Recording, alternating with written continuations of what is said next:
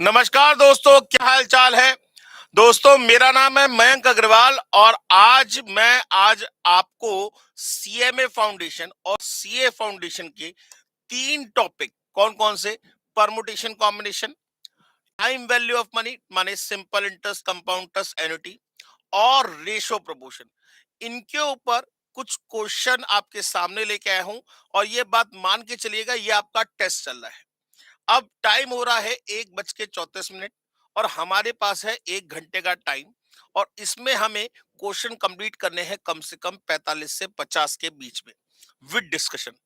तो क्वेश्चन को किस तरीके से करना है, क्वेश्चन को कोई जरूरी नहीं कि आप फॉर्मूले से या शॉर्ट ट्रिक से या किसी भी चीज से करें। आप क्वेश्चन को जितना प्रैक्टिकल लेके चलेंगे, क्वेश्चन उतना जल्दी सॉल्व होगा।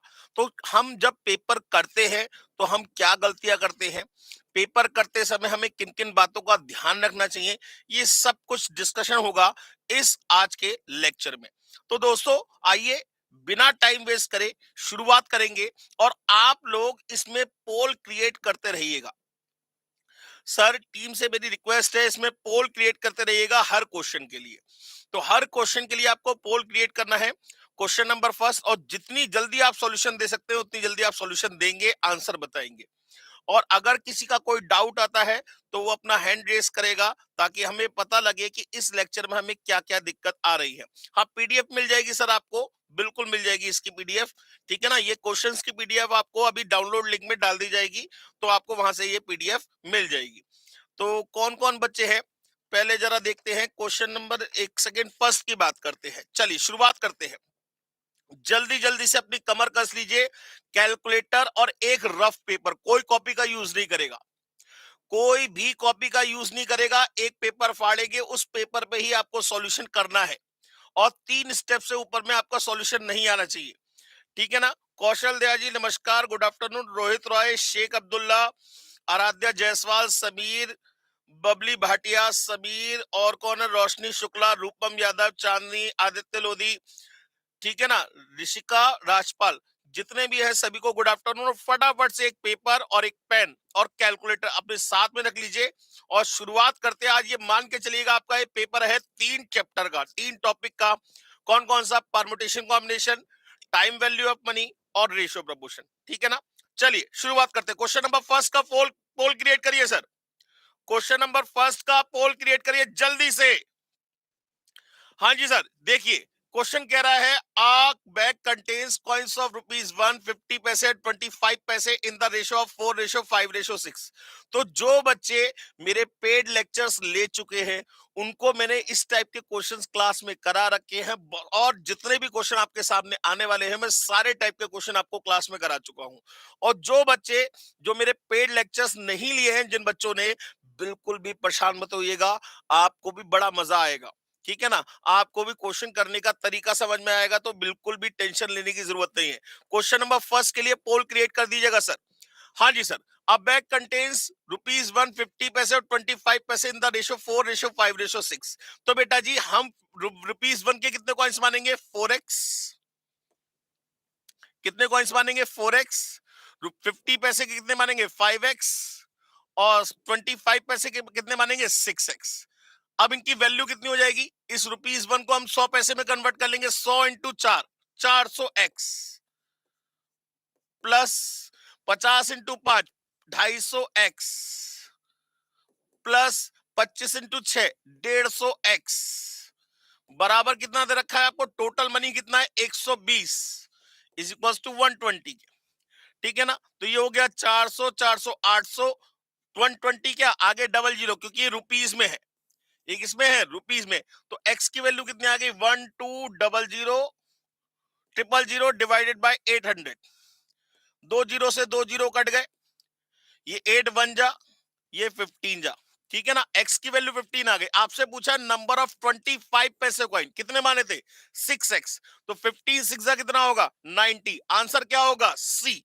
किसने किसने आंसर सी दिया सर, किसने किसने आंसर सी दिया, जल्दी से बताइए, जल्दी से, टाइम नहीं है, 4 मिनट बीत गए, जल्दी से बताइए। किसी का कोई डाउट हो तो बताइए जल्दी से। वेरी गुड, सी। 88% लोगों ने सी आंसर दिया, बहुत बढ़िया। नेक्स्ट क्वेश्चन की बात करते हैं। शुरुआत करते हैं नेक्स्ट क्वेश्चन की। वो कह रहा है the sum of the digit in the unit place, ध्यान से देखिएगा क्वेश्चन को। The sum of the digit in the unit place, माने यूनिट प्लेस पे आने वाले सभी नंबर्स का क्या करना है, सम करना है। Of all the numbers form with the help of 3 4 5 6, माने 3 4 5 6 से बनने वाले सभी नंबर्स का, वन डिजिट का नंबर्स का क्या करना है, सम करना है। माने एक बार 3 पहले प्लेस पे आएगा, एक बार 4 पहले प्लेस पे आएगा, एक बार 5 पहले प्लेस पे आएगा, एक बार 6 पहले प्लेस पे आएगा, यही तो होगा। एक बार 3 पहले प्लेस पे आएगा, एक बार 4 पहले प्लेस पे आएगा, एक बार 5 पहले प्लेस पे आएगा, एक बार 6 पहले प्लेस पे आएगा। अच्छा, the sum of digit in the unit place of all the numbers form with the digit 3 4 5 6, ठीक है ना। तो पहली बात तो ये बताइए, इनसे 4 नंबर से हम कितने नंबर्स बना सकते हैं। क्वेश्चन नंबर 2 का पोल क्रिएट कर दीजिएगा। क्वेश्चन नंबर 2 का पोल क्रिएट कर दीजिएगा जल्दी से। क्वेश्चन नंबर 2 का जिसने जिसने आंसर क्वेश्चन नंबर फर्स्ट का बी दिया था बेटा, उसे अपनी गलती समझ में आ गई होगी। हाँ जी, अब सबसे पहले कह रहा है the sum of all digit in the unit place of all the numbers form with the help of 3 4 5 6। तो पहले 3 4 5 6 से कितने नंबर बनाए जा सकते हैं सर। तो पहले प्लेस के लिए कितनी चॉइस, 4, फिर 3, फिर 2, फिर 1, नंबर बनेंगे 24। 24 नंबर बनने का मतलब क्या हुआ दोस्तों, बहुत ध्यान समझिएगा। 24 नंबर का मतलब यह हुआ 3 से नंबर शुरू होने वाले, जो नंबर 3 से शुरू होंगे, ऐसे कितने नंबर बनेंगे, 6। जो 4 से शुरू होंगे वो भी 6, जो 5 से शुरू होंगे वो भी 6, और जो 6 से शुरू होंगे वो भी 6। माने ये जो 3 है ये कितनी बार आएगा लास्ट प्लेस पे, ये 6 टाइम आएगा। 4 भी 6 टाइम आएगा, 5 भी 6 टाइम आएगा, और 6 भी 6 टाइम ही आएगा। बात समझ में आ गई। तो 3 इंटू 6 18 नंबर ये बनेंगे। 4 इंटू 6 24 सम ये हो गया। 5 इंटू 6 30 सम ये हो गया, और 6 इंटू 6 36 सम ये हो गया। ये हो गया 42, 42 6 48, 48 60 108। माने अगर यूनिट प्लेस का सम करेंगे तो उन सब का सम कितना आएगा, 108 आएगा सर, 108 आएगा। क्वेश्चन नंबर सेकंड सबको क्लियर हो गया, समझ में आ गया हो तो बी टाइप करिए, वो D type sorry M type करिए, और समझ में ना आया हो तो डी टाइप करिए। बेटा आपसे सभी नंबर्स का सम नहीं पूछा है, ना ना ना ना ना, सिर्फ यूनिट प्लेस का पूछा है। ध्यान से देखिए, सभी नंबर्स का सम नहीं पूछा। अगर सभी नंबर का सम पूछता तो हम क्या करते, 6 माने 3 जो आएगा कौन से प्लेस पे आएगा, 1000 प्लेस पे आएगा, फिर 100 प्लेस पे आएगा, फिर 10 प्लेस पे आएगा, फिर 1 प्लेस पे आएगा। वो सम ऑफ ऑल नंबर्स हो गया, ठीक है ना।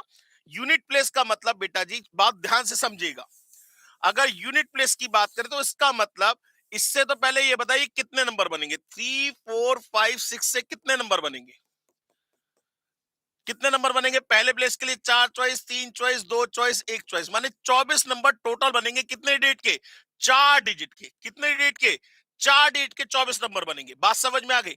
अब इन 24 नंबर पे 6 नंबर तो ऐसे होंगे जो 3 से स्टार्ट होंगे, 6 नंबर ऐसे होंगे जो 4 से स्टार्ट होंगे, 6 नंबर ऐसे होंगे जो 5 से स्टार्ट होंगे, और 6 नंबर ऐसे होंगे जो 6 से स्टार्ट होंगे। स्टार्टिंग वाली बात सही है। तो जैसे स्टार्ट हो रहे वैसे एंड वाली बात भी होगी। 6 नंबर ऐसे होंगे जो 3 पे खत्म होंगे, 6 नंबर ऐसे होंगे जो 4 पे खत्म होंगे, 6 नंबर ऐसे होंगे जो 5 पे खत्म होंगे, और 6 नंबर ऐसे होंगे जो 6 पे खत्म होंगे। माने आपको 3 कितनी बार ऐड करना पड़ेगा, 6 टाइम्स। 4 कितनी बार ऐड करना पड़ेगा, 6 टाइम्स। 5 कितने टाइम्स ऐड करना पड़ेगा, 6 टाइम्स। और 6 कितने टाइम्स ऐड करना पड़ेगा, 6 टाइम्स। माने टोटल सम कितना आ जाएगा, 108। बात समझ में आ गई या नहीं है। ये क्वेश्चन है बेटा परमोटेशन का, ये क्वेश्चन परमोटेशन का है रोहित जी, ठीक है ना। कभी कभी क्वेश्चन को थोड़ा सा खिसका दिया जाता है ताकि आपको क्वेश्चन का मतलब समझ में आ सके। फिलहाल इसका आंसर सी हो गया। Question number third, question number third का पोल क्रिएट करिएगा सर। क्वेश्चन नंबर थर्ड का पोल क्रिएट करिए। प्रीति प्रजापति जी कह रही हैं 6 क्यों ऐड नहीं करना है। अभी बात करेंगे बेटा जी, प्रीति जी 1 मिनट, अभी फिलहाल क्वेश्चन नंबर थर्ड की बात करते हैं। प्रीति जी अभी मैं आपके क्वेश्चन का आंसर दूंगा, पहले अभी आप क्वेश्चन नंबर थर्ड के ऊपर जरा लग जाइए। प्रीति जी मैं फिर कह रहा हूं, जरा क्वेश्चन नंबर थर्ड का पोल क्रिएट करिए सर, जल्दी से जल्दी बताइए। क्वेश्चन नंबर थर्ड का, क्वेश्चन नंबर थर्ड का पोल क्रिएट हो गया, चलिए शुरू कर दीजिए। कह रहा the number of the arrangement of the letter of the word saloon. Okay, ये आपको वर्ड को अरेंज करना है। If two O's do not come together, अब किसी काम को ना करने की कंडीशन निकालनी हो दोस्तों, हम क्या करते हैं? मेरे पेड लेक्चर्स में मैंने आपको पढ़ाया था, उससे पहले जब परमुटेशन पढ़ाया था तब भी मैंने आपको बताया था। किसी भी काम को ना करने की कंडीशन दोस्तों निकालनी हो तो टोटल में से करने की कंडीशन को माइनस करते हैं। तो टोटल कंडीशन कितनी बनेंगी? 1 2 3 4 5 6 माने 6 फैक्टोरियल माइनस। अब हम दो ए को एक, दो ओ को एक मान लेंगे, एक ये और चार ये, 5 हो गए। 5 factorial into 2 factorial divided by, जो रिपीट होगा वो डिवाइड में आएगा, डिवाइड बाय 2 फैक्टोरियल। तो ये हो गया 360 और ये हो गया 120। आंसर आ गया 240। सी वाला आंसर होगा। आंसर क्या होगा? सी। अभी तक किसी ने पोल नहीं बताया था, गलत बात है भाई ये। अगर आप लोग क्वेश्चन नहीं करके लेके आ रहा हूं, मैं आपको नेक्स्ट क्लास का भी टॉपिक बता दूंगा, आप लोग सब पढ़ के आइएगा, ऐसे ही क्वेश्चन डिस्कस करेंगे। रिवीजन अपने आप ही होता चले जाएगा, बहुत छोटे छोटे से टॉपिक जितने भी डिस्कशन है वो सारे होते चले जाएंगे। बाकी लोग बताएं, सबको समझ में आ गया तो एम टाइप करिए, समझ में ना आया हो तो डी टाइप करिए। जल्दी से बताइए, 11 मिनट बीत गए, 3 क्वेश्चन हुए। जल्दी से बताइए, जल्दी से। सबको समझ में आ गया? जल्दी से। 11 मिनट हो गए, 3 क्वेश्चन हुए सिर्फ, जल्दी से करिए। ठीक, बहुत बढ़िया। नेक्स्ट क्वेश्चन की बात करते हैं। हाँ जी, question number 4। How many different words can be form with the letter of the word Mississippi? इससे कितने वर्ड बनाए जा सकते हैं? तो पहले लेटर गिन लेते हैं, कितने हैं? 1 2 3 4 5 6 7 8 9 10 11। माने ये हो जाएगा 11 factorial divided by S 4 bar repeat हो रहा है, 4 फैक्टोरियल। आई 4 बार रिपीट हो रहा है, 4 फैक्टोरियल। और 2 पी जो है वो 2 टाइम्स रिपीट हो रहा है, 2 फैक्टोरियल। अब जरा फटाफट से कैलकुलेटर उठाइए और शुरू हो जाइए। तो क्या हो जाएगा? 11 into 10 into 9 into 8 into 7 into 6 into 5। 4 factorial नहीं लिखूंगा, इंटू 4 इंटू 3 इंटू 2 नहीं लिखूंगा, क्योंकि मैंने एक काट दिया। माने मैंने इसे 11 into 10 into 9 into 8 into 7 into 6 into 5 into 4 factorial लिख के ये 4 फैक्टोरियल काट दिया। अब डिवाइडेड बाय क्या होगा? 48 डायरेक्ट कर दिया मैंने। माने ये है 24 और ये है 2, तो 48 से डिवाइड कर दिया। 34650, 34650 का मतलब डी आंसर हो गया सर। आंसर क्या हो गया? डी। क्वेश्चन नंबर 4 का आंसर हो गया डी। क्वेश्चन नंबर 5 का पोल क्रिएट करिए सर। क्वेश्चन नंबर 5 का पोल, ये जो NP5 लिखा है ना बेटा, ये कुछ इस तरीके से है। NP5 is equal to 20 times of NP3। तो हम इसमें क्या करेंगे? Put the value get the answer करेंगे। जल्दी से बताइए इसका आंसर क्या होगा? क्वेश्चन नंबर 5 का आंसर जल्दी से, क्वेश्चन नंबर 5 का आंसर बताइए मुझे, क्या होना चाहिए?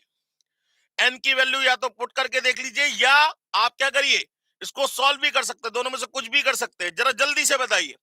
इसको क्या करेंगे? एन को पीछे 5 बार, माने क्या हो जाएगा? N, n-1, n-2, n-3, n-4। 4 बार लिख दिया, वो 5 बार लिख दिया, इक्वल्स टू 20। और n को पीछे 3 बार, n, n-1, n-2। तो ये कैंसिल आउट हो गए। ये रह गया n-3, n-4 इक्वल्स टू 20। आप चाहे तो put the value get the answer भी कर सकते हैं, चाहे इसके कॉन्जुगेटिव फैक्टर बना लीजिए, मर्जी आपकी है। तो इसमें n की वैल्यू कितनी आ जाएगी भाई? अगर मैं इसके फैक्टर करूंगा तो करूंगा कॉन्जुगेटिव फैक्टर 5 इंटू 4, तो n-3 बराबर 5, तो n equals to 8। Answer C आएगा इसका। क्वेश्चन नंबर 5 का आंसर क्या आएगा? सी आएगा। क्वेश्चन नंबर 5 का आंसर सी आएगा। सबको समझ में आ गया बेटा? सबको समझ में आ गया? सी स्टडी। बेटा किसको डाउट है इसमें? अंकिता भोजवानी, प्रीति प्रजापति। बेटा इससे पहले वाले क्वेश्चन में किसी का कोई डाउट तो नहीं है इसमें? क्वेश्चन नंबर 3 को छोड़ दीजिए, बाकी बताइए क्वेश्चन नंबर 4 तक किसी को, 4th और 5th में किसी का कोई डाउट तो नहीं रह गया? क्वेश्चन नंबर 4th और 5th में किसी का कोई डाउट है? सर ये वाला एक्सप्लेन कर दीजिए। बेटा NP5, पहले बात तो समझ लीजिए। अगर मैं बात करूंगा NPR की, एक तो फॉर्मूला होता है बेटा जी, n factorial upon n minus r का फैक्टोरियल। लेकिन मैंने आपको ये फॉर्मूले से पढ़ाया नहीं है। जो मेरे पेड स्टूडेंट है उन्हें पता होगा, मैंने ये फॉर्मूले से कराया नहीं है, मैंने आपको कोई फॉर्मूला सिखाया ही नहीं है। NP5 का मतलब n को p का मतलब पीछे 5 बार, तो n फिर एक कम n-1 फिर एक कम n-2 फिर एक कम n-3 फिर एक कम n-4, 5 बार हो गया, 1 2 3 4 5 इक्वल्स टू का इक्वल्स टू 20 टाइम्स NP3 माने n को पीछे 3 बार, तो n-1 n-2 ये कैंसिल आउट हो गया, तो n-3 n-4 बराबर 20। या तो आप ये ऑप्शन पुट करके देख लीजिए या आप इसके कॉन्जुगेटिव फैक्टर बना लीजिए, दोनों में से कोई भी काम कर सकते हैं। सीए स्टडीज में कह रहे बेटा कॉन्सेप्ट सब समझाता हुआ चलूंगा आपको क्वेश्चन वाइज। सीए स्टडीज वाले जो है आपको सारे कॉन्सेप्ट समझाऊंगा क्वेश्चन वाइज, ताकि आपका कॉन्सेप्ट भी क्लियर हो सके और आपको समझ में भी आ सके क्वेश्चन को किस तरीके से ट्रीट किया जाता है। बेटा जी यहां तक किसी को कोई दिक्कत तो नहीं है? चलिए नेक्स्ट क्वेश्चन की बात करते हैं। कितना टाइम बीत गया सर? 15 मिनट बीत गए। छठे क्वेश्चन पे आए अभी तक, 1 घंटे का समय हमारे पास। एनपीआर की वैल्यू 2880, एनसीआर की वैल्यू 120। वो आपसे पूछ रहा बताओ आर की वैल्यू क्या होगी। याद करिए परमुटेशन कॉम्बिनेशन के अंदर मैंने एक कॉन्सेप्ट पढ़ाया था, क्या भाई? अगर मैं बात करूं तो एनसीआर बराबर होता है N factorial upon R factorial और n-r का फैक्टोरियल। दूसरे उससे कराता हूं कलर से। एनसीआर का फॉर्मूला होता है n factorial upon r factorial और n-r का फैक्टोरियल। जरा ध्यान से देख के सोच के बताइएगा, ये किसका फॉर्मूला याद आया? कुछ जो मेरे पेड स्टूडेंट होंगे उन्हें मैंने बताया था। ये किसका फॉर्मूला है? ये एनपीआर का फॉर्मूला है, ठीक है ना? तो एनसीआर इक्वल्स टू होगा NPR divide by R factorial. माने अगर एनसीआर की वैल्यू निकालनी है तो एनपीआर को आर फैक्टोरियल से डिवाइड करना पड़ेगा। माने नंबर ऑफ सिलेक्शन अगर आपको निकालने हैं तो नंबर ऑफ अरेंजमेंट को आर फैक्टोरियल से डिवाइड कर देंगे, या ये कहें कि नंबर ऑफ सिलेक्शन में अगर आर फैक्टोरियल के मल्टीप्लाई करेंगे तो वो नंबर ऑफ अरेंजमेंट में चेंज हो जाएगा। बात समझ में आ गई? नंबर ऑफ सिलेक्शन में सिलेक्शन के अंदर कभी भी ऑर्डर को प्रेफरेंस नहीं दिया जाता और अरेंजमेंट में हमेशा ऑर्डर को प्रेफरेंस दिया जाता है दोस्तों। तो अगर मैं बात करूं एनपीआर और एनसीआर में क्या डिफरेंस होना चाहिए? आर फैक्टोरियल का, मतलब जिसकी 120 मल्टीप्लाई जिस फैक्टोरियल से करूं तो उसका आंसर क्या आना चाहिए? 2880। एनसीआर कितना है? 120। माइनस की तो हम बात ही खत्म कर देते हैं, 6 की बात करते हैं। क्या 120 इंटू 6 फैक्टोरियल 2880 आएगा? 6 फैक्टोरियल का मतलब क्या? क्योंकि आर फैक्टोरियल है, आर नहीं है, आर फैक्टोरियल है, तो 6 फैक्टोरियल का मतलब कितना होगा? 720। 720 इंटू 120 करिए सर, ये आ रहा है 86,400। माने आंसर बी तो नहीं होगा। अब 4 की जगह 4 फैक्टोरियल, 4 फैक्टोरियल का मतलब कितना हो गया? 24। 24 इंटू 120 करिए सर, आ गया 2880। आंसर क्या होगा? सी होगा। इसे सॉल्व करने की आपको कोई जरूरत नहीं है। यहां तक सबको समझ में आ गया बेटा जी? यहां तक किसी का कोई डाउट हो तो डी टाइप करके भेजिए। यहां तक किसी का कोई डाउट हो तो डी टाइप करके भेजिए। समझ में आ गया हो तो एम टाइप करके भेजिए। जल्दी से भेजिए, जल्दी से आगे बढ़ना है। नेक्स्ट जल्दी से बताइए। सबको समझ में आ गया बेटा जी? चलिए नेक्स्ट क्वेश्चन की बात। क्वेश्चन नंबर 7 के लिए पोल क्रिएट करिए सर। क्वेश्चन नंबर 7 के लिए पोल क्रिएट करिए। कह रहा है अ सम कंपाउंडेड एनुअली। याद करिए टाइम वैल्यू ऑफ मनी का क्वेश्चन आ गया। A sum compounded annually becomes of itself. ये यहां पे कुछ लिखना भूल गए, कुछ शायद मिसप्रिंटिंग है। हम ले लेते हैं 2 टाइम्स ऑफ इटसेल्फ। हम ले लेते हैं 2 times of itself in 2 years. The rate of interest. अब देखिए मान लेते हैं हम, ये क्वेश्चन ऑप्शन अलग है, हम यहाँ पे नन ऑफ दीज ले लेते हैं क्योंकि हमने क्वेश्चन एज्यूम किया, यहाँ पे कुछ मिसप्रिंटिंग है। मेरी बात को बहुत ध्यान सुनिएगा। वो कह रहा है sum of money compounded annually become 2 times of itself. 2 times का मतलब 1 रुपए के 2 रुपए हो जाते हैं। तो अगर मैं प्रिंसिपल 1 रुपए मानू तो अमाउंट 2 रुपए हो गया, टाइम हो गया 2 इयर्स। टाइम हो गया 2 इयर्स। रेट पूछ रहा है। अब आपके पास 2 तरीके हैं, या तो आप ऑप्शन से भी कर सकते हैं, या मैंने आपको बताया था भाई ए इज इक्वल्स टू पी और 1 प्लस आर अपॉन 100 की होल पावर 2। ठीक है ना, तो 2 डिवाइड 1 1 2 हो गया, और ये 1 प्लस आर अपॉन 100 की होल पावर कितना हो गया, 2 हो गया। अब आप ये भी करके देख सकते हैं कि ये जो ऑप्शन है इसके अंदर पुट करके देखें, जिसका स्क्वायर 2 के बराबर आएगा वो आंसर होगा, जिसका स्क्वायर 2 के बराबर आएगा वो आंसर होगा। या फिर अगर आप बात करें तो यहां से 1 प्लस आर अपॉन 100 की वैल्यू कितनी आ जाएगी, 2 की पावर। जब ये पावर इक्वल के अदर साइड में जाएगी, पावर रेसिप्रोकेट हो जाएगी, माने पावर 1/2 हो जाएगा। और कैलकुलेटर पे मैंने ये वैल्यू निकालना सिखाई है आपको, कैलकुलेटर पे ये वैल्यू निकालना सिखाइए, याद करिए। अगर आपको अगर आपको मान लीजिए, मैं थोड़ा सा पेज आगे बढ़ा देता हूं, यहां पे आ जाते हैं। अगर आपको a की पावर b को कैलकुलेट करना है कैलकुलेटर पे, यहां पे a कोई एक नंबर हो सकता है और b भी कोई एक नंबर हो सकता है, ठीक है ना। a कोई एक नंबर हो सकता है, b भी कोई नंबर हो सकता है। तो क्या करते हैं, स्टेप नंबर 1 याद करिए, मैं सब कुछ सिखाता जाऊंगा आपको। Step number 1, type type A on calculator, याद आया, कैलकुलेटर पे ए टाइप करना है। Step number 2, press root button 12 times, याद आया। Step number 3, -1। Step number 4, multiply by B, B माने जो भी पावर है। स्टेप नंबर 5, फिर +1। स्टेप नंबर 6, फिर क्या करते हैं, multiply and then equals to, multiply and then equals to. कितनी बार करेंगे, जितनी बार आपने रूट का बटन दबाया था, कितने टाइम्स, 12 टाइम्स। बात समझ में आ गई, ठीक है ना। तो आपकी वैल्यू 1 प्लस आर अपॉन 100 की वैल्यू निकल आएगी, उससे आपकी आर की वैल्यू निकल आएगी।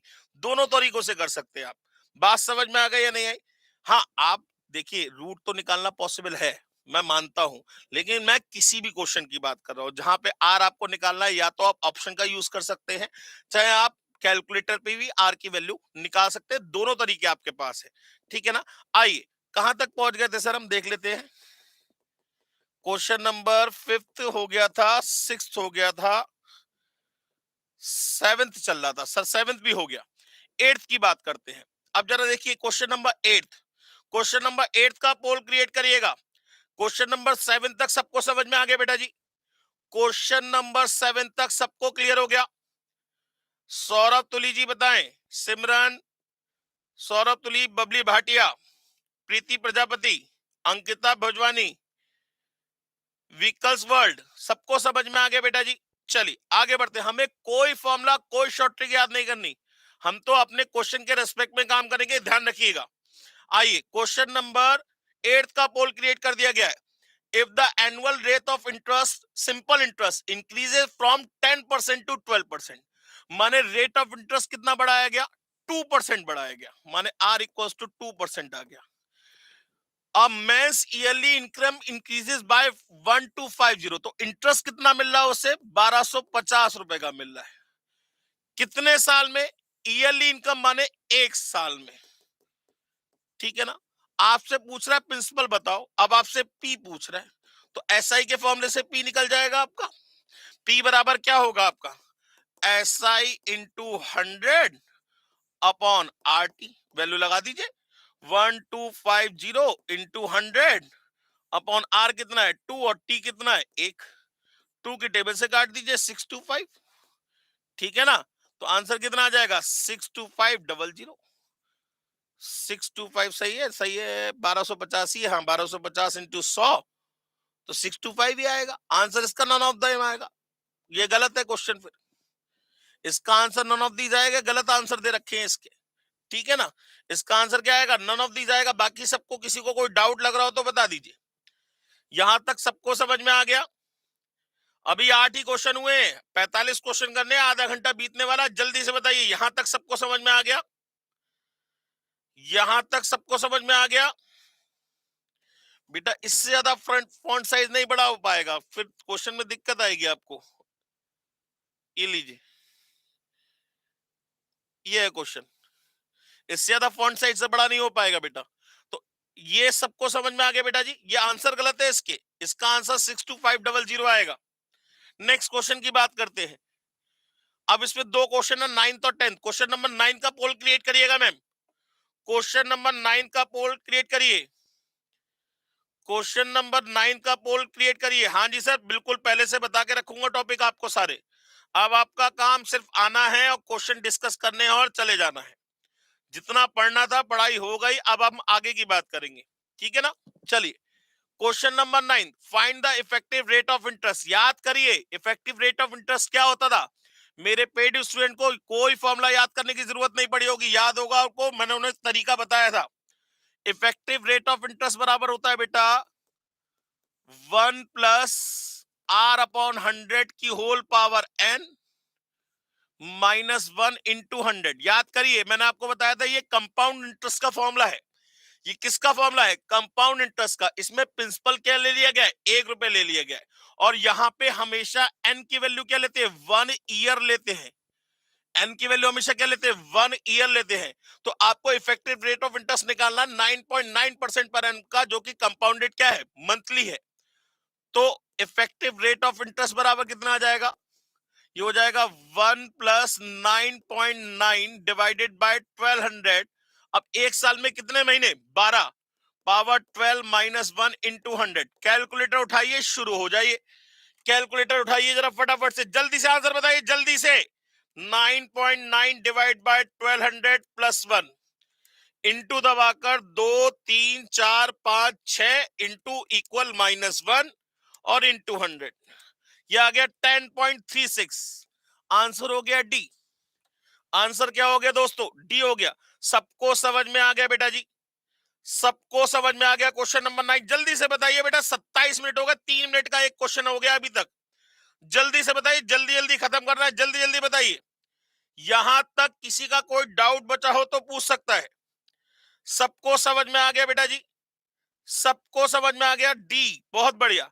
Question number 10, if the rate of interest are 6%, 8% and 10% yearly for the first year, second year and third year respectively, माने पहले साल के लिए 6%, दूसरे साल के लिए 8% और तीसरे साल के लिए 10%। वो कह रहा है then the compound interest for 3 years on the amount ₹60,000।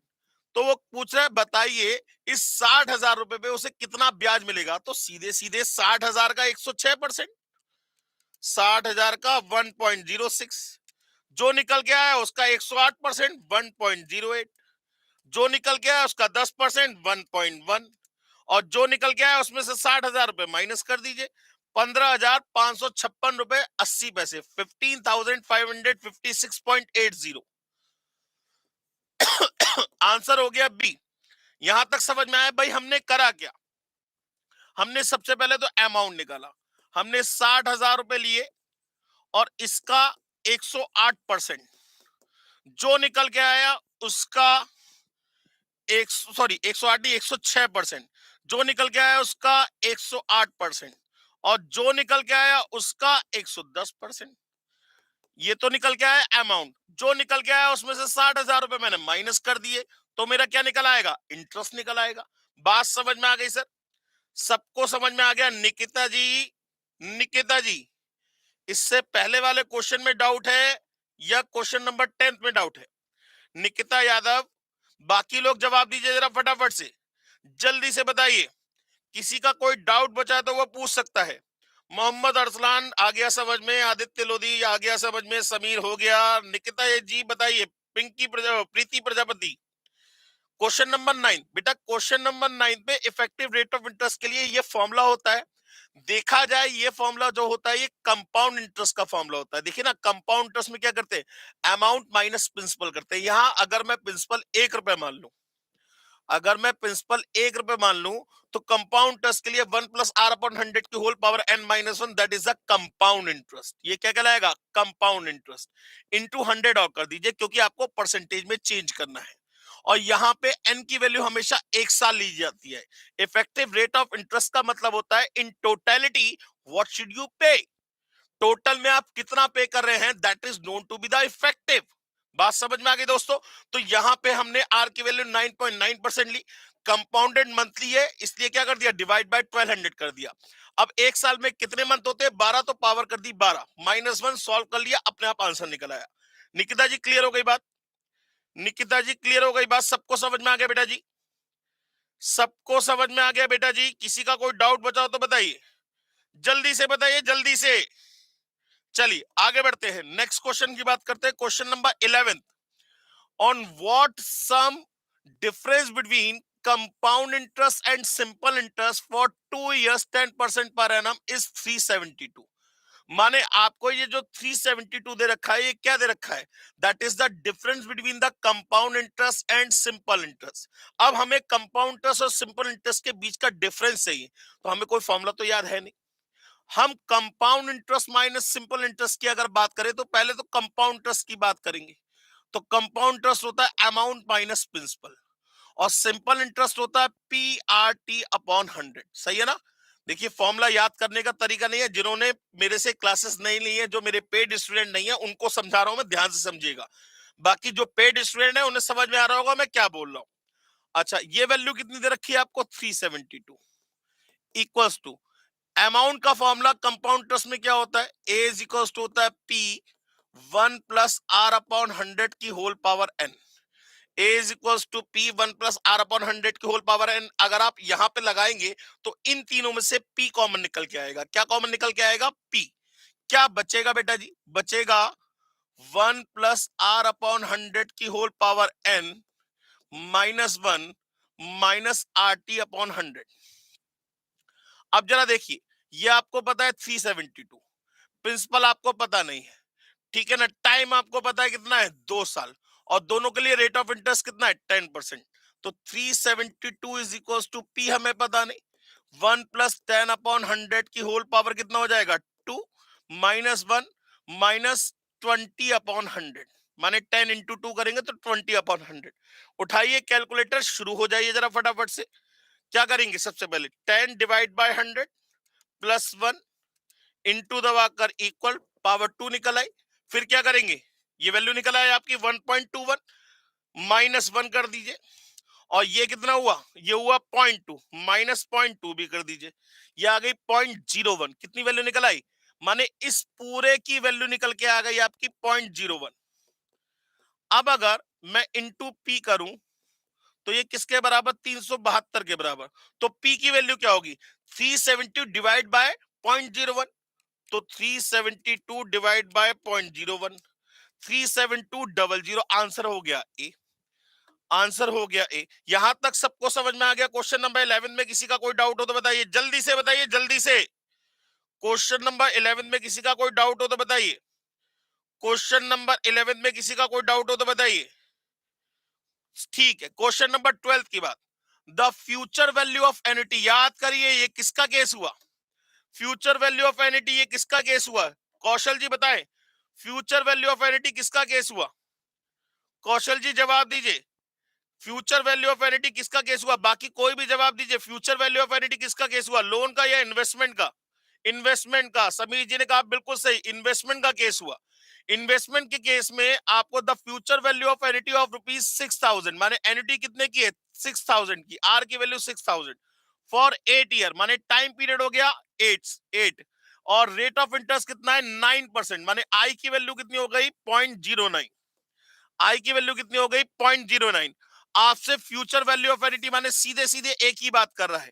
अब ए बराबर क्या होता है दोस्तों, ए बराबर होता है R, future value of annuity में S sub N at the rate of I. A बराबर R S sub N at the rate of I. अब जरा ध्यान से देख लीजिए, यहां पे कहीं भी word starting of the period नहीं आ रहा, मतलब ये एन्युटी ड्यू का केस नहीं है, ये एक रेगुलर एन्युटी है। अगर एन्युटी ड्यू का केस होता तो जैसे एन्युटी हम करते थे वैसे ही करेंगे, और ए निकालने के लिए 1+i से मल्टीप्लाई कर देंगे, और अगर एन्युटी निकालनी होगी तो 1+i से डिवाइड कर देंगे। तो अभी तो ये सिंपल रेगुलर एन्युटी का केस है, जैसे क्वेश्चन करते हैं वैसे ही करेंगे। तो अब ए की वैल्यू हमें पता करनी है, एन्युटी कितने की है? 6,000 रुपए की। ए सब वो S7 at the rate of I क्या होगा? 1 प्लस रेट ऑफ इंटरेस्ट है 0.09, तो 1 प्लस 0.09 की होल पावर कितने साल के लिए? 8, पावर 8 माइनस 1 अपॉन 0.09। इसकी वैल्यू कैलकुलेट करके 6,000 से मल्टीप्लाई कर दीजिए, आंसर अपने आप निकल आएगा। जरा जल्दी से आंसर बताइए कितना आना चाहिए इसका। तो ये हो जाएगा 1.09 into 2, 3, 4 into equal -1 divide by 0.09 into 6,000। दोबारा से कर लेते हैं, 1.09 into 2, 3, 4 into equal -1 divide by 0.09 into 6,000। ये आ गया 66,170। आंसर हो गया ए। बात समझ में आ गई सर? सबको समझ में आ गया? किसी का कोई डाउट हो तो बताइए, किसी का कोई भी डाउट हो तो बताइए इसमें बेटा। सबको समझ में आ गया बेटा जी? मैं फिर पूछ रहा हूं, किसी को कोई भी प्रॉब्लम हो तो बताइए। समझ में आ गया? आगे बढ़ते हैं दोस्तों, क्वेश्चन नंबर 13 की बात करते हैं। A sum triple itself in 6 years at compound interest. एक सम जो है वो ट्रिपल हो गया 6 साल में कंपाउंड इंटरेस्ट के रिस्पेक्ट में। इन how many years it will be 27 times of itself. माने एक रुपए के 3 रुपए हो जाते हैं। कितने साल में? 6 साल में। 6 साल में 1 रुपए के 3 रुपए हो जाते हैं, क्योंकि कंपाउंड इंटरेस्ट का केस है, eight the rate of compound interest. तो अगले 6 साल में क्या होंगे? कंपाउंड इंटरेस्ट के रिस्पेक्ट में 3 रुपए के कितने हो जाएंगे? 9 रुपए हो जाएंगे। 3 गुना पैसे हो गए, क्योंकि 1 के 3 और 3 के 9। ठीक है ना? ऐसे ही अगले 6 साल में फिर कंपाउंड इंटरेस्ट के अकॉर्डिंग 9 रुपए के कितने हो जाएंगे? 27 रुपए हो जाएंगे। माने कितने साल लगे? 6 ये लगे, 6 ये लगे, 6 ये लगे, कितने साल लग गए? 18 साल। तो आंसर कितना होगा? ए। आंसर कितना होगा दोस्तों? ए। समझ में आ गया सभी को? किसी को कोई दिक्कत हो तो बताइए। क्वेश्चन नंबर 13 में किसी को कोई भी प्रॉब्लम हो तो बताइए। क्वेश्चन नंबर 13 सबको क्लियर हो गया? क्वेश्चन नंबर 13 सबको क्लियर हो गया? चलिए क्वेश्चन नंबर 14 की बात करते हैं। What is the net present value of piece of property which would be valued at rupees 2 lakh at the end of 2 years? Annual rate of increase is 5%. अब जरा देखिए, what is the net present value? Net present value का मतलब या तो आपसे ये P पूछ रहा है, या ये क्वेश्चन एन्युटी के बिहाफ पे है, तो ये लोन का केस हो जाएगा। तो पहले तो ये चेक कर लीजिए ये क्वेश्चन एन्युटी का है भी या नहीं है। ठीक है ना? तो क्वेश्चन में कहीं भी वर्ड एन्युटी नहीं आया, ना ही after a regular interval payment हो रहा है, तो ये क्वेश्चन एन्युटी का नहीं है। इसका मतलब आपसे प्रेजेंट वैल्यू का मतलब आपसे पी पूछ रहा है। आपसे क्या पूछ रहा है? पी। और ये जो 2 लाख रुपए दे रखा है, सॉरी, ये जो 2 लाख रुपए दे रखा है, ये है आपका ए। ये आपका क्या है? ये है आपका ए। ये ए है आपका। ठीक है ना? और टाइम कितना है? 2 साल। अच्छा, कंपाउंड इंटरेस्ट का क्वेश्चन है ये। What is the present value of a piece of property which would be इतना इतना at the end of annual rate of increase 5%। माने यहाँ पे एनुअल रेट कितना बढ़ रहा है? 5% का रेट ऑफ इंटरेस्ट है। तो आपसे पी की वैल्यू पूछ रहे हैं। तो अमाउंट हो गया आपका 2 लाख रुपए। प्रिंसिपल आपको पता नहीं, रेट ऑफ इंटरेस्ट। अब जरा कायदे में देखिए, यहां कहीं वर्ड कोई कंपाउंडेड नहीं आया, यहां कहीं भी वर्ड कोई कंपाउंडेड नहीं आया, तो ये क्वेश्चन किसका है? सिंपल इंटरेस्ट का क्वेश्चन। अगर यहां वर्ड कंपाउंडेड आता तो ये कंपाउंड इंटरेस्ट का क्वेश्चन होता। यहां कहीं वर्ड कंपाउंडेड नहीं आया, ये सिंपल इंटरेस्ट का क्वेश्चन है। तो पी 1 प्लस रेट कितना है इसका? 5%। टाइम कितना है? 2 अपॉन 100। तो पी की वैल्यू कितनी हो जाएगी? 2 लाख डिवाइडेड बाय 1.1। तो जरा कर लीजिए, 2 lakh divided by 1.1, 2 lakh divided by 1.1, ये आ गया 181818 पॉइंट। अब देखिए 181 पॉइंट, हाँ यही आएगा 1.81 करके, ये आ गया आंसर। बात समझ में आ गई? क्लियर हो गई बात? तो आंसर ये निकल आया। क्लियर हो गई बात? करने का तरीका सबको समझ में आ गया बेटा जी? किसी का कोई डाउट बचा हो तो वो पूछ सकता है, किसी का कोई भी डाउट हो क्वेश्चन नंबर 14 तक तो वो पूछ सकता है। किसी का कोई डाउट तो नहीं बचा। नेक्स्ट की बात करते हैं, question number 15। The simple interest on rupees 651650 at the rate of 4% per annum is less by rupees 30 then the interest on rupees itna calculated at the same rate of interest for that same time period। ठीक है, अब जरा देखिए, 4%, 4% किसके बराबर है? 30 रुपए के बराबर। लेकिन कितने डिफरेंस का? 150 रुपए के डिफरेंस का। तो टाइम पता लग जाएगा। भाई मैंने आपको बताया था, अगर प्रिंसिपल में जो डिफरेंस होगा वो ही आपका क्या होगा? परसेंटेज के बराबर होगा। माने अगर 1650 पे 4% मिलता और 1800 रुपए पे 4% मिलता, तो इन दोनों का डिफरेंस किसके बराबर आता? 30 रुपए पे आता। माने 150 रुपए का 4% किसके बराबर होना चाहिए? 30 रुपए के बराबर होना चाहिए। तो 150 का 4% एन पीरियड के लिए किसके बराबर होना चाहिए? 30 के बराबर होना चाहिए। तो ये हो जाएगा 150 इंटू 4/100 इंटू एन बराबर 30। एक जीरो से एक जीरो, और ये 3 5 जा, ये 10 जा, 5 2 जा, ठीक है ना, 2 2 जा और 2 5 जा। तो एन की वैल्यू कितनी आ गई? 5 ईयर्स। एन की वैल्यू कितनी आ गई? 5 ईयर्स। आंसर हो गया सी। बात समझ में आ गई? किसी का कोई भी डाउट हो तो बताइए। क्वेश्चन नंबर 14 का कोई फॉर्मूला? सर क्वेश्चन नंबर 14 में कोई फॉर्मूला लगाया नहीं, सिंपल इंटरेस्ट का फॉर्मूला है बेटा। सिंपल इंटरेस्ट के केस में ए बराबर क्या होता है? P1 प्लस RT अपॉन 100 होता है। सिंपल इंटरेस्ट के केस में ए बराबर क्या होता है? P1 प्लस RT अपॉन 100 होता है। वो लगा दिया। सबको समझ में आ गया बेटा जी? क्वेश्चन नंबर 15 समझ में आ गया सभी को? क्वेश्चन नंबर 15 में किसी का कोई डाउट तो नहीं है? सबको समझ में आ गया क्वेश्चन नंबर 15? निकिता जी क्वेश्चन नंबर 13 कह रही है। निकिता जी थोड़ा सा पीछे रह गई आप। ट्रिपल सेल्फ वाली बात है। तो इसमें क्या होता है, जैसे मैं 1 रुपए लगाऊं, 1 रुपए के 3 रुपए हो गए। कितने साल में? 6 साल में। तो अगर मैं 3 लगाता तो 3 के कितने होते? 9 रुपए होते। कितने साल में? 6 साल में। अगर मैं 9 लगाता तो 9 में कितने होते? 27 होते। कितने साल में? 6 साल में। तो मैंने अगर 1 से शुरुआत करी, 1 के 3 हुए, 3 के 9 हुए, 9 के 27 हुए, टोटल कितने साल लग जाएंगे? 18 साल। आंसर 18 साल। ठीक है ना? क्वेश्चन नंबर 13, 14, 15 तीनों हो गए। क्वेश्चन नंबर 16 की बात करते हैं। The population of a village increases by 2% every year if the current population is 50,000 then find the population of the village after 2 years। तो सीधे सीधे 50,000 का 2% माने 102% निकालिए, और जो निकल के आए उसका 102% दोबारा निकाल दीजिए। या सीधे सीधे कंपाउंडर्स भी लगा सकते हैं कि a is equals to p और 1 प्लस आर अपॉन 100 की होल पावर n। यहां r की वैल्यू हो गई 2, n की वैल्यू हो गई 2, p आपको पता ही है कितनी है? 50,000 की पॉपुलेशन है। a की वैल्यू निकाल लीजिए, मर्जी आपकी है। कैसे करेंगे?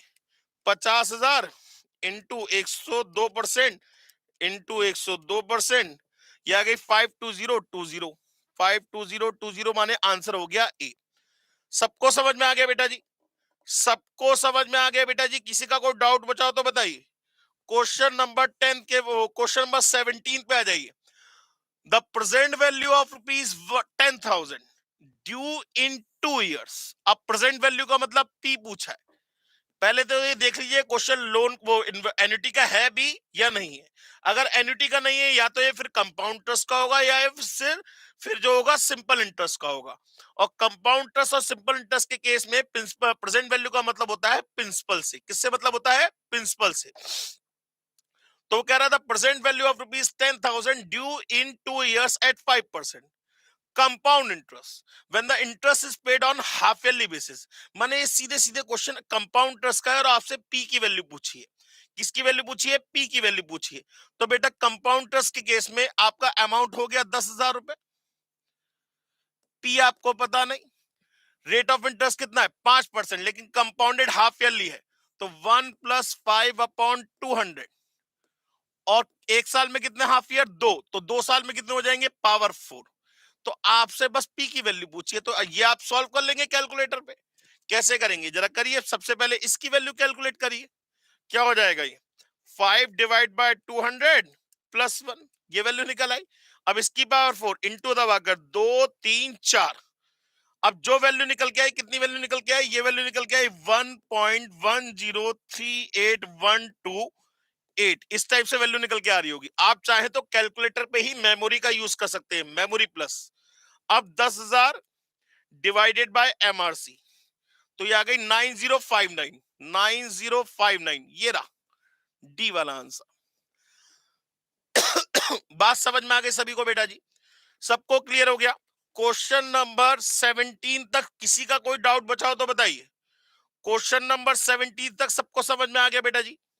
क्वेश्चन नंबर 17 के बाद question number 18, on a certain some the simple interest eight the end of 6 year becomes, ये कुछ गड़बड़ है, यहाँ पे मिसप्रिंटिंग है बेटा, यहाँ पे कुछ आना चाहिए, यहाँ कुछ आना चाहिए, बिकम्स इतने टाइम्स ऑफ द सम, तो ये क्वेश्चन में गड़बड़ है, उसको छोड़ देते हैं अभी।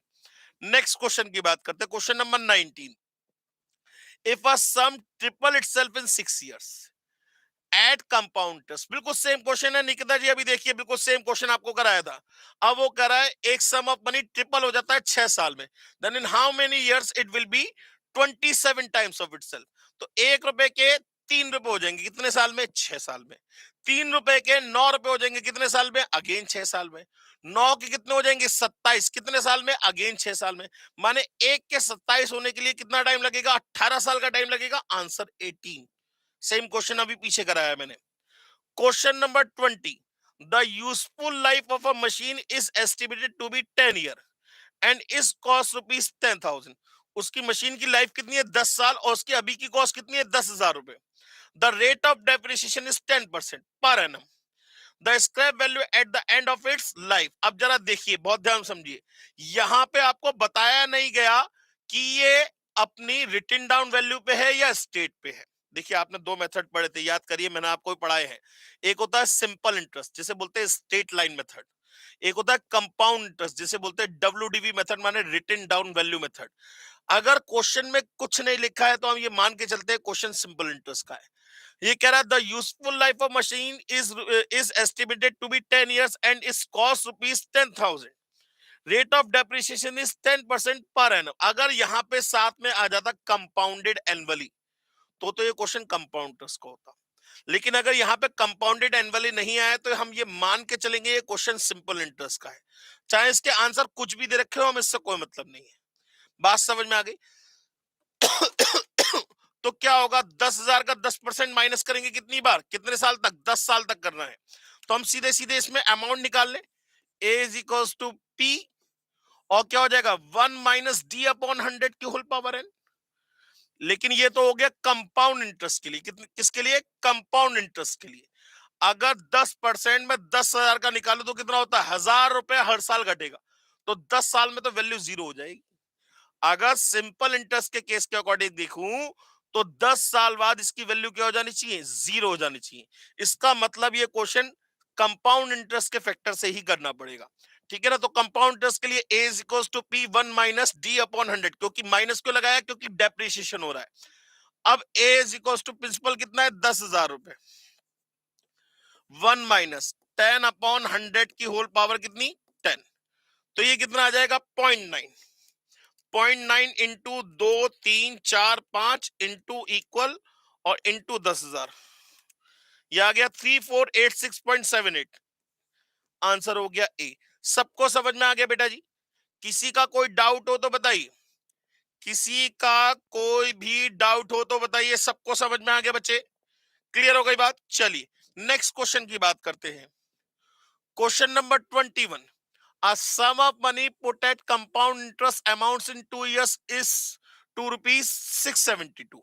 माने ये आपको क्या दे रखा है? कंपाउंड इंटरेस्ट दे रखा है कितना? 2 सालों का 672 रुपए, और 3 सालों का कितना? 714। वो कह रहा है रेट ऑफ इंटरेस्ट बताइए कि रेट ऑफ इंटरेस्ट क्या होगा। कंपाउंड इंटरेस्ट 2 सालों का दे रखा है आपको 672 रुपए, 3 सालों का दे रखा है आपको 714 रुपए, माने 1 साल में कितना इंटरेस्ट इसे एक्स्ट्रा मिला? 1 साल में कितना इंटरेस्ट इसे एक्स्ट्रा मिला, इन दोनों का डिफरेंस 26 और 14, वो 28 और 14, 42 रुपए का डिफरेंस ज्यादा, वो ज्यादा मिलेगा भाई। कंपाउंड ट्रस्ट 3 सालों का कितना है, 672, ठीक है ना। सॉरी, 2 सालों का अमाउंट कंपाउंड ट्रस्ट कितना है, 672, और 3 सालों का कंपाउंड ट्रस्ट कितना है, 714। माने इन दोनों के बीच का डिफरेंस जो होगा वो थर्ड ईयर का कंपाउंड ट्रस्ट होगा। इन दोनों के बीच का जो डिफरेंस होगा वो थर्ड ईयर का कंपाउंड ट्रस्ट होगा। कितना होगा सर, कितना होगा, 714 माइनस 672, 42 रुपए। माने compound interest for third year कितना आया, ₹42। अब ये पता लग जाए ये 672 का कितना परसेंट है, 42। भाई इतना ही तो एक्स्ट्रा मिलना चाहिए। ये 672 का जितना परसेंट होगा वही रेट ऑफ इंटरेस्ट होगा। चाहे ऐसे कर लीजिए, चाहे आप इसे परसेंटेज लेके कर लीजिए, बात एक ही है। चाहे इसे ऐसे कर लीजिए, चाहे आप इसे परसेंटेज लेके कर लीजिए, मर्जी आपकी है। बात क्लियर हो गई। आज के लिए मैं इतने ही क्वेश्चन रखता हूं, अभी मैं आगे नहीं कराऊंगा आपको, क्योंकि आप लोगों ने प्रैक्टिस नहीं करी है घर पे। अब आपको तरीका समझ में आ गया होगा कि क्वेश्चन की प्रैक्टिस किस तरीके से करनी है। सबसे पहले आप ये 3 टॉपिक मैं फिर दोबारा बता देता हूं। रेशो प्रपोर्शन, हाँ जी मैं बता रहा हूं, टॉपिक्स बता रहा हूं, नोट कर लीजिए ताकि ये क्वेश्चन, ये देखिए मैंने सब क्वेश्चन तैयार कर रखे हैं आप लोगों के लिए। ऐसा नहीं है कि क्वेश्चन तैयार नहीं करे, क्वेश्चन तैयार कर रखे हैं, ध्यान से तसल्ली से समझ लीजिए। टॉपिक नंबर 1, चाहे सीए फाउंडेशन के बच्चे हो, चाहे सीएमए फाउंडेशन के बच्चे हो, जब कभी भी नेक्स्ट क्लास होगी, आप पहले ये टॉपिक्स तैयार करके लाएंगे, तब आप क्लास में बैठिएगा, बड़ा मजा आएगा आपको क्वेश्चन सॉल्व करने में। ऐसे अकेले क्वेश्चन मैं सॉल्व करूं उसका कोई फायदा नहीं है, ठीक है ना। टॉपिक नंबर 1, एक तो आपको करना है ratio and proportion. Topic number 2 आपको कवर करके लेके आना है परमुटेशन एंड कॉम्बिनेशन।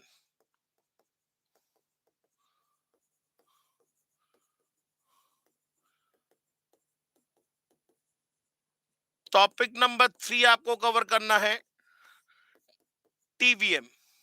और नेक्स्ट क्लास में एक टॉपिक और आपको कवर करके लेके आना है, जो है स्टैटिस्टिकल डिस्क्रिप्शन ऑफ डेटा, माने थ्योरी वाला chapter. Statistical description of data, ये थ्योरी वाला चैप्टर आप पढ़ के आएंगे। जो मेरे पेड स्टूडेंट हैं उन्हें लेक्चर्स में मैंने सब कुछ करा रखा है, ये मैं बार बार बोल रहा हूं आपको। सारी चीजें, छोटी छोटी सी बातें सब कुछ बता रखी है, बिना फॉर्मूले के, बिना शॉर्ट ट्रिक के क्वेश्चन को कैसे किया जाता है, ये सब कुछ आपको पता है। हाँ जी, ये ये वीडियो रिकॉर्डेड रहेगी। हाँ, एमसीक्यू की पीडीएफ में अभी पोस्ट करा देता हूं, आपको लिंक में मिल जाएगा, आराम से करिएगा क्वेश्चंस को घर पे।